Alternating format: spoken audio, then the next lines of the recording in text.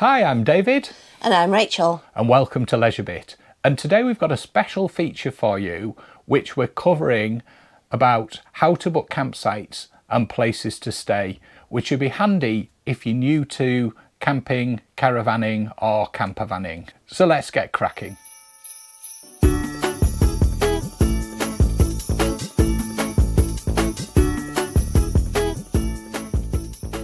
Whether you have a campervan, a motorhome, a caravan, a tent, whether you're planning on going glamping or any other form of camping, we hope these tips are useful for you and help you plan the perfect trip or perfect breakaway.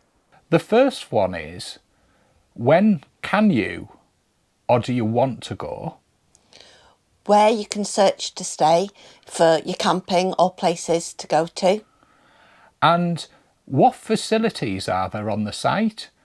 Whether you're allowed to take things such as dogs or children, and what other places are there in the area of interest to visit to help you decide what to book. So, the first thing, and for most people the most important one, unless you're really lucky and you've got real flexibility on time, albeit it's still worth having some dates in mind because it helps when we get to the next stage of the process, is working out when you want to and when you can go. Because, for example, you might need to book leave from work or you may need to plan around other activities. I believe there's 3 key types of booking you would do from this. So the first one is the impromptu or last minute booking.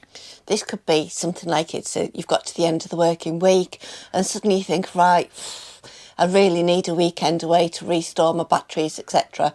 So a very last minute decision. And the second is a typical weekend. The third one is where you want to plan a longer trip. These, for example, could be when you decide that you're going to go into around Scotland.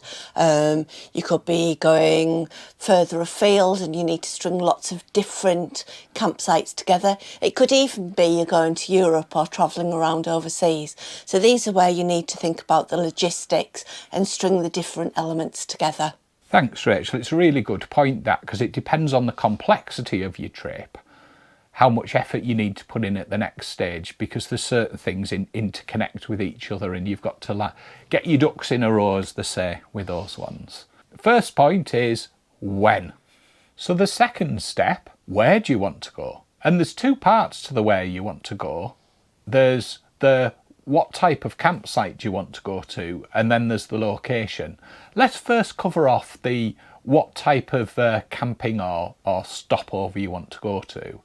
And there's probably 4 different types, I think. So the first one is if you're going to visit friends, relatives, or whoever, is to actually stay with them on their drive. Always a great cheap option, that one, especially if they'll chuck a cable out for you to plug in. The second one is, let's call it the night stop or the wild camp, to the kind of either end of the spectrum on those ones. For example, for things like that, there's some really great places these days that you can stay in, pubs or places of interest where for a small fee or for free you can actually park there. It's a really, really great option so that you can have a night away, something nice to eat, a couple of drinks, etc. One that I'd highly recommend.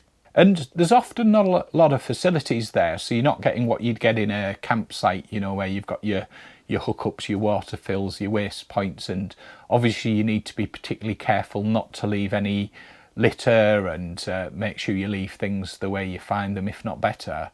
Great interesting places. The third one is the kind of bridge to that, where it's kind of formal campsites that have been set up, the little ones. So the clubs normally set these up, and they're normally 5-van sites, so certified locations, certified sites, and any of the other ones endorsed by the various clubs. And they're great to get a little bit of a different experience, where you want to step one up from parking in the pub car park or parking in a supermarket car park or parking in a lay-by, whatever it happens to be, and move on to kind of your first kind of official campsites where you might get a hookup and things like that. I often find with those that when we're travelling around to different places, that we spot them on the side of the road when we're going. And normally what I'll just do is take a quick photograph or make a note in my phone, because I've got the memory of a fish finger, to be honest with you, and I often forget. So if I capture a little picture, I know where it is, so that when I'm planning what we're doing, we can often refer back to it. And it's really great that you find places that you probably would never find, little gems hidden in countrysides, and I really like that. Definitely, and it's things that you may not find elsewhere as well when you're looking. So it's great to kind of capture those. And what's great on most of the smartphones, as Rachel says, is it actually stamps the location where it is, so that you don't have to worry too much about exactly where you are, because you can have a look on the map later when you get back. So the final category is your commercial or the bigger club sites, the ones that have more facilities on. And again, you range from probably things like the Camping and Caravan Club and the Caravan and Motorhome Club, which was formerly the Caravan Club. You tend to know what you get. It's a bit like if you go to hotels and things. I always compare them. I'd compare the Caravan and Motorhome Club is like your Premier Inn, and your Camping and Caravanning Club's like your Travel Lodge, or vice versa, whichever way you see it. But you know what you're going to get. You know you're going to get a decent standard there. And you know you're going to get your hookup, your water drainage, water in most of the places, LSAN and that sort of thing. So it's quite a known entity. Right the way through then to your commercial sites that have the clubhouses, the sites that have the entertainment and things like that. Which is quite funny, because when we had the motorhome before, what we found with our daughter Jessica when she was younger, that first of all she wanted things like facilities like a playground, and then that went on to where she wanted a swimming pool or a mini disco, etc.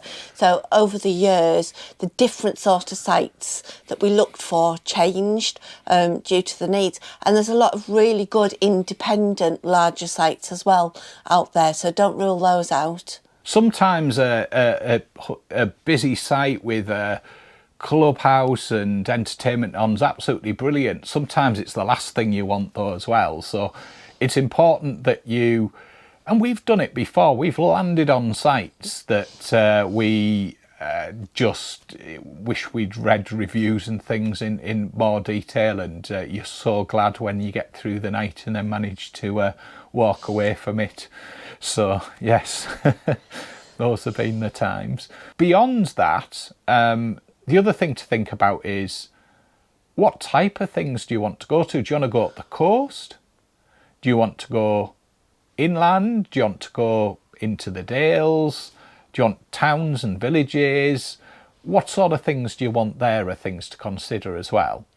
And then with that information, it kind of helps you narrow down to the next step, which is actually finding a site and then booking it. I think as well on that, be quite realistic that if you're having a quick cheeky day away, don't plan somewhere which is 4, 5, 6, 7 hours drive away. You know, make sure that you're going to have some of the comforts to enjoy the time while you're there as well.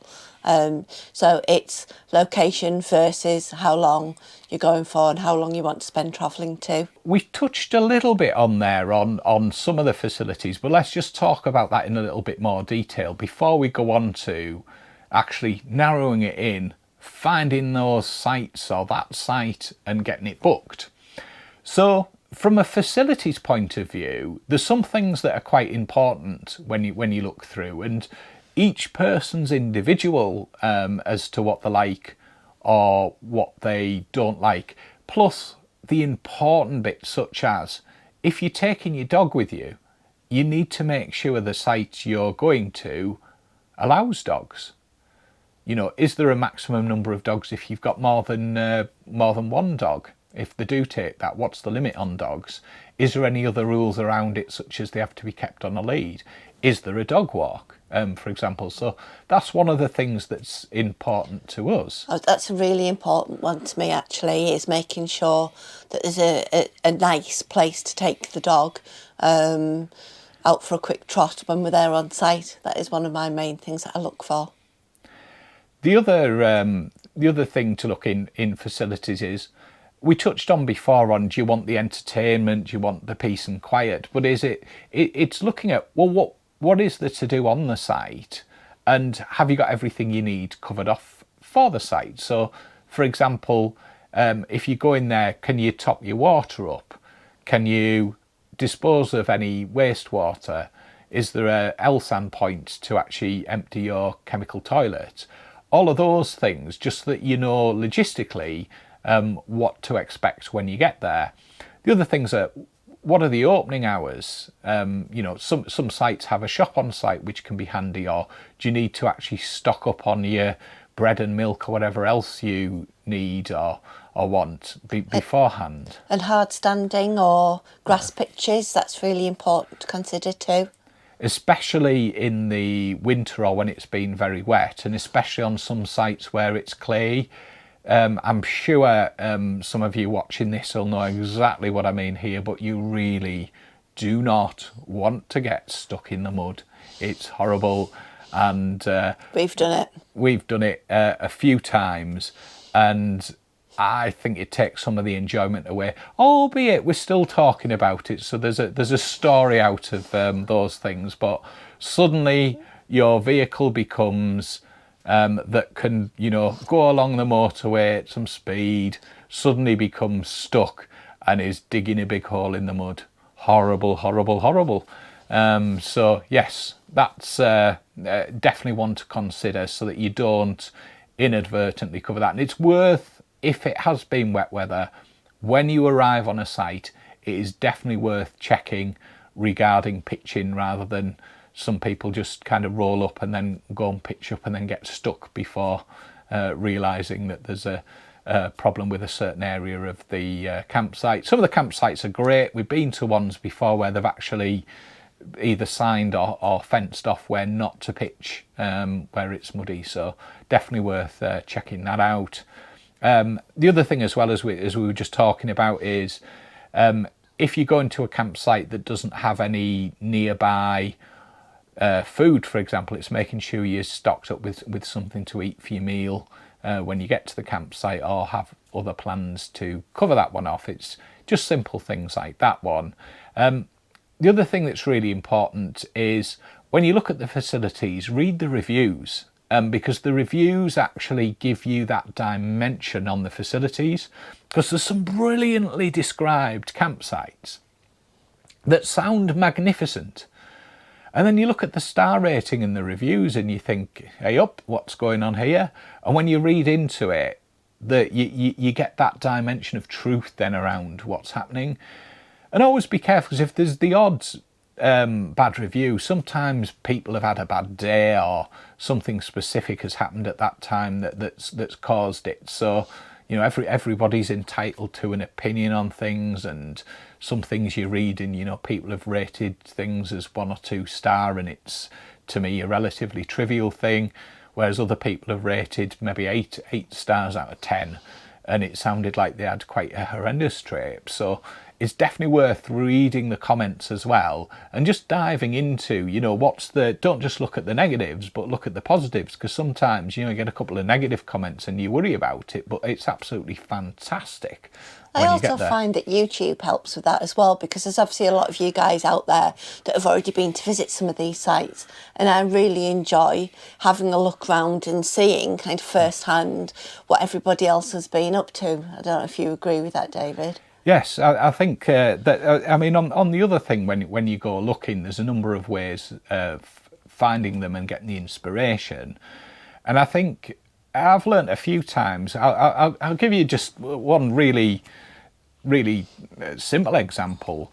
I was watching a video the other day on Bob Earnshaw's channel around the Festiniog Railway, and we were literally 200 metres away from the station there, and we should have actually gone on it, because that looked absolutely brilliant. And had I watched that video before, we'd have definitely been going on that train, and it was dog friendly as well, so what more can you ask for?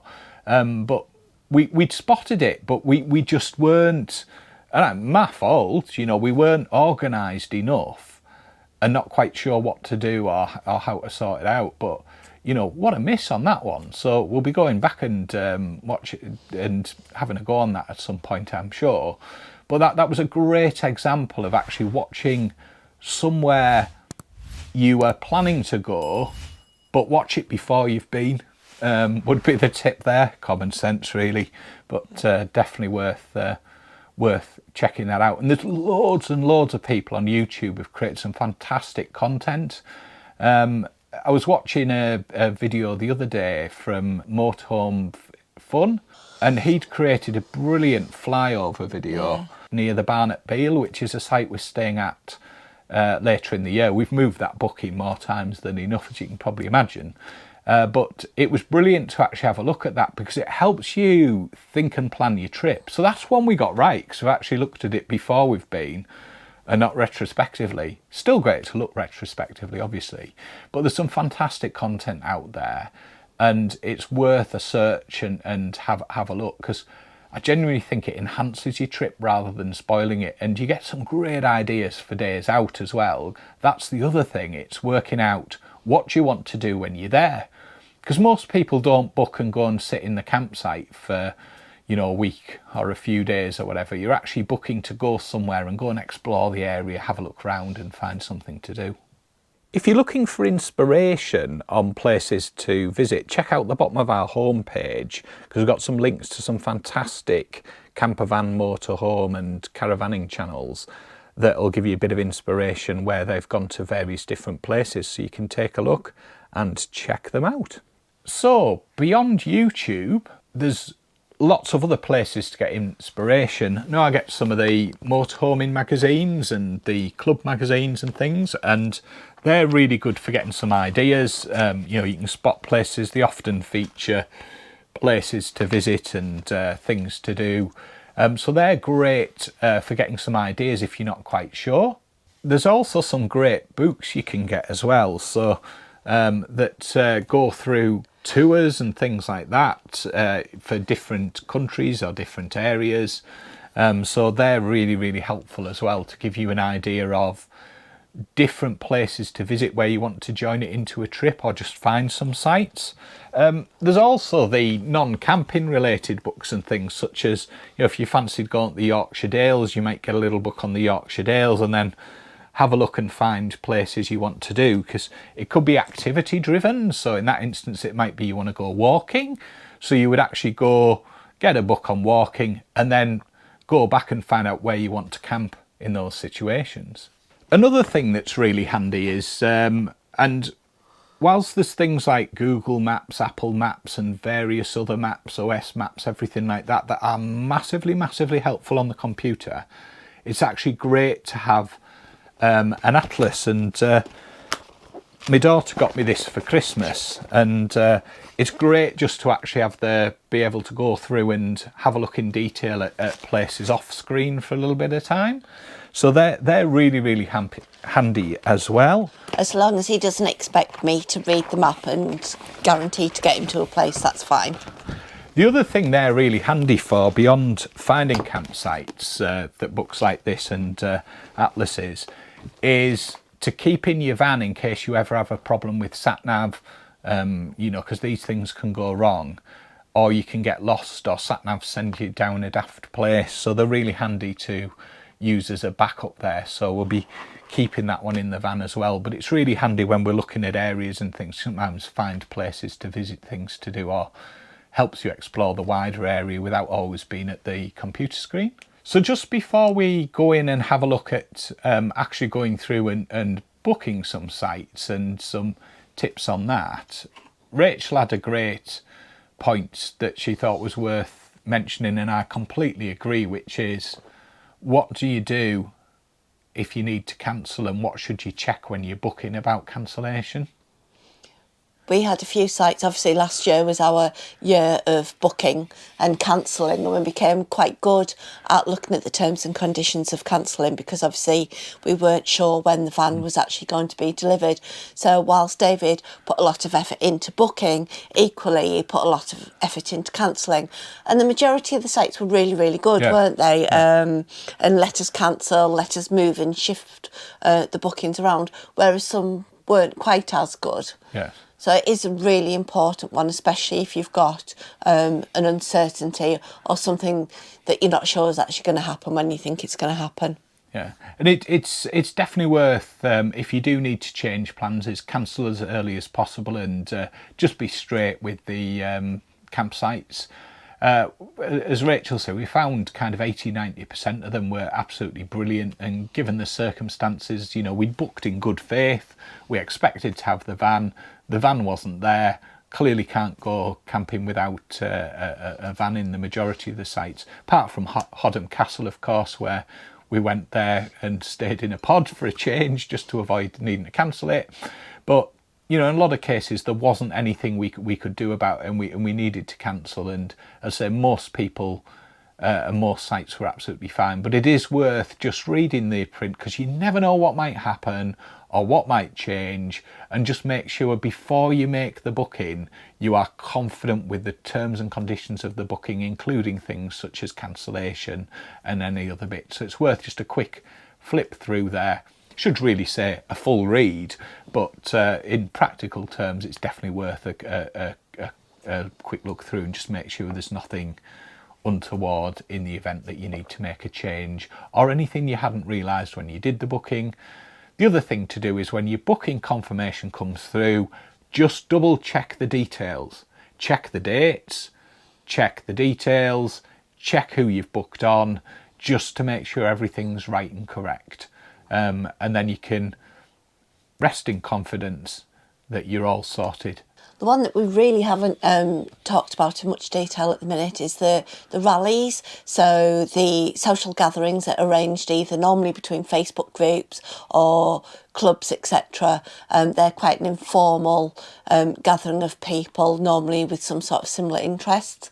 We went on a few, didn't we, in the motorhome, and obviously we went to Hodham Castle last year, and it's a really good informal way of getting out and about with different facilities, different gang of people that you normally would, and we really enjoy those as well. So that's one to consider as well, if that's something that you would like to consider doing. There's also, of course, lots of groups, whether it be on Facebook's obviously quite a common place for groups, but there's also websites and things like that. And you get a lot of inspiration from those groups where you see people going to visit places. And you also get that endorsement as well with those as well. So you get a bit of personal endorsement when people are going and visiting and sharing that information. So it's definitely worth checking out. Some brilliant inspiration in those as well.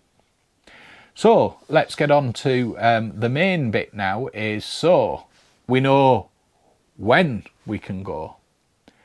We've looked for inspiration and we've got some idea on where we want to go. So we're not just looking at a map of the world and then trying to figure it down. We've narrowed it down a little bit now. So where do we actually now go to find and book sites? So let's start. What I normally do now is grab the computer or the iPad, and one of my favourite apps for this one, and the reason for that is it's one called Search for Sites. And the reason I like that one is it covers off all of the different campsite types, and it's got quite a lot of the campsites and stopovers on there, so you can find things from stopovers to numerous other different types of campsites or places to visit. So for example, on the map here I've just picked the northeast, so as you probably gathered we're from the northeast, and let's say we just wanted an impromptu wild camp on the coast for the night, and I've just spotted one here. So we go in and we've got South Gare, so we can just click on that. We can get the information on it, and we can get people's reviews and ratings as well as we go through there. So you can see what it's like, see what there is, you know, whether it's safe, whether anyone's had any bother there. But at the same time also, so if we go off there, let's say we wanted to stay at Caravan and Motorhome Club site, we've got those on as well. We've also got the little CLs and things like that, as well as the independent campsites. So we've got all of them on there. So I quite like that app. I say it's called Search for Sites. and I'll pop a link in the description to it and just show you a little bit more details of it as well. It's free to get, but there is a charge for it. To unlock all of the app, it's £6 a year on this one, which I don't think's bad. There's also apps like Park for Night and various other apps such as the Caravan and Motorhome Club app, the Camping and Caravanning Club, Camper Connect, Search for Sites, Park for Night, all different ones as well. So plenty to choose from, all fairly similar as well in terms of what they do. That gives you then the information you need in order to fulfill a booking. When we're using the club sites, what we can do there is actually go on and make a booking directly. So there's a number of different clubs you can join. We're going to just take a look at the biggest ones, I believe. So the first one is the Caravan and Motorhome Club, and you can join the Caravan and Motorhome Club on an annual basis. The cost for an annual direct debit is £56 or £66 if you pay by credit or debit card. And that gives you access to the certified location network exclusive to Caravan and Motorhome Club members, and also gives you various other benefits such as a club magazine, as well as they also do some discounts on various stores. The second is the Camping and Caravanning Club, and to join the Camping and Caravanning Club, very similar. This gives you access to a network of certified sites, and they're exclusive to the Camping and Caravanning Club members. And the cost of membership is £42 for a digital membership or £48 for a paper membership. And you can either pay by direct debit or debit or credit card for the Camping and Caravanning Club at the same price. The third club is the Motor Caravanners Club. That's a little bit of a smaller club, and it does have some other certified locations for those. And the cost of joining the Motor Caravanners Club is £36.15 for a year.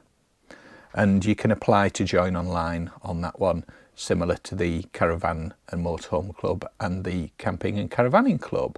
And it's worth having a look. A lot of them you can see additional details on the websites as we're looking at here. And then if you think that will be useful for you, and you're going to use the sites, you can often make back the money you would have spent on membership. And again, a lot of them have exclusive discounts and also do rallies and events.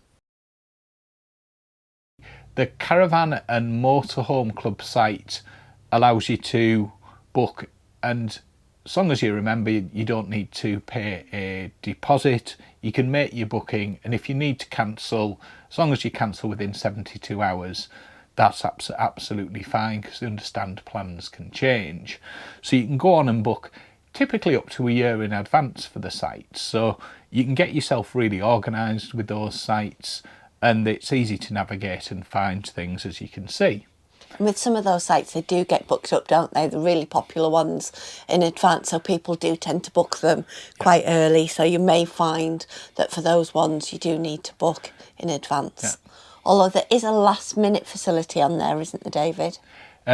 Yes, there is, and the last-minute facility is actually really helpful for the impromptu and last-minute, which shows you, as you can see, the availability there that there is, so that if you want to pick something, you can kind of then vary your location to where the availability is. The other thing to check, of course, is check the weather forecast if you've got a number of options, especially if you're driving in different directions, because you can sometimes find that the weather can vary considerably between locations, especially if you're going maybe 50 miles, you know, east, west, north, south, whatever it happens to be.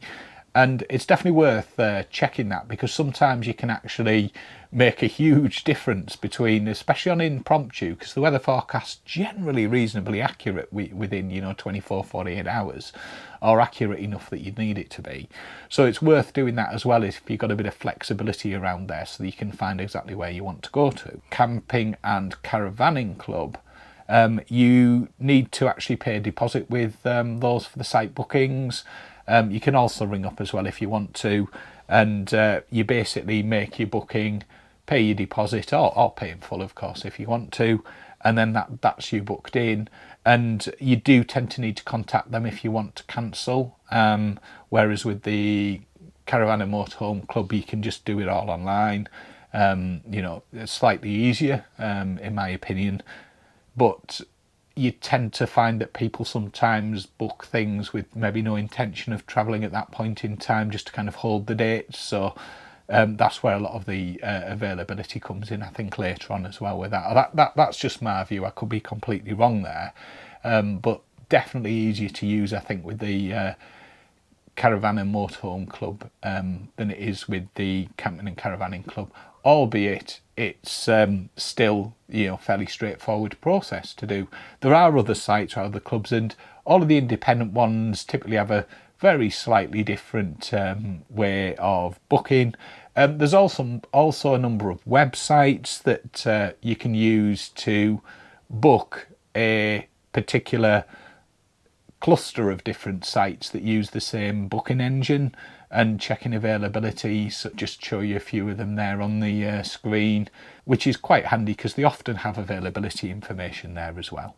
So there's some of the different ways you can book campsites. There are a number of them as well that you've still got to actually phone up and book. Some of them you've got to email and book, and a lot of the CSs, certified sites, and CLs, certified locations, and other club ones, you actually book them directly with the site. Some of them have an automated way of booking, but a lot of them it's just the traditional telephoning them or dropping them an email. So again, most of those, just remember to give a bit of time for them to respond, because some people don't come back instantly. Some are brilliant, come straight back, but some do take a bit of time. It's also worth noting, if you're thinking of going to a pub, it's worth phoning them or emailing them just to make sure they've got availability before you turn up there, because some of them do like you to check in ahead. And if you do use any of the sites such as pubs and things like that, it's always worth, even if they don't charge, making sure you make it worth their while to keep it open for future people by getting a drink or getting some food and that sort of thing. That's my view anyway. So that's our, I suppose, hints and tips on that. How do we go about it when we're planning? Well, start with a piece of paper and we just grab a pad and then start writing down with our leisure bit pen the different places we want to go and start listing them out. When I've finished, then I actually pop it into a Word document as an itinerary. I tend to do that initially and then just confirm and update it when there's bookings. I used to use an Excel document, but I found you had different information from different sites and different levels of information. Sometimes you needed instructions for how to get there and things. So just a little journal, as you can see on the screen there. There's an example one from last year that we cancelled off. Just to give an idea of what I put in. I then print that off and take it with me, so I've got a record with it. I can also pull it up on my phone if I need it as well. So we tend to find that then we have an itinerary for each of the trips. And I also do kind of the journey time between each sites and things as well. And part of the planning is working out what's your journey as you go through that one. So that's what we do. So start with the paper, write down, work it through, work out a logical route that you want to go on.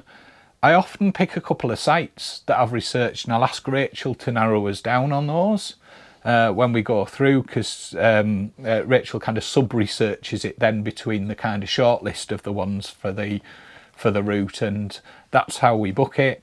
If you're going to book ferries and things like that, which or other fixed kind of transport or fixed things, make sure you work around those first. Because we typically, if we were going to book somewhere where you need a ferry or whatever, would actually do a quick check on availability of the sites and make sure it seems sensible, book the ferry and then come back and lock in the dates for the sites, and just make sure there's a bit of contingency there just in case there's been a big booking or something in between the time you booked your ferries or other transport and when you got there. Trev from Posh Cats Camping had some really great advice about what you actually need when you do your booking: time and luck And he's absolutely right. In the next video in the series, we'll put this into practice and we'll book a break in the Lake District.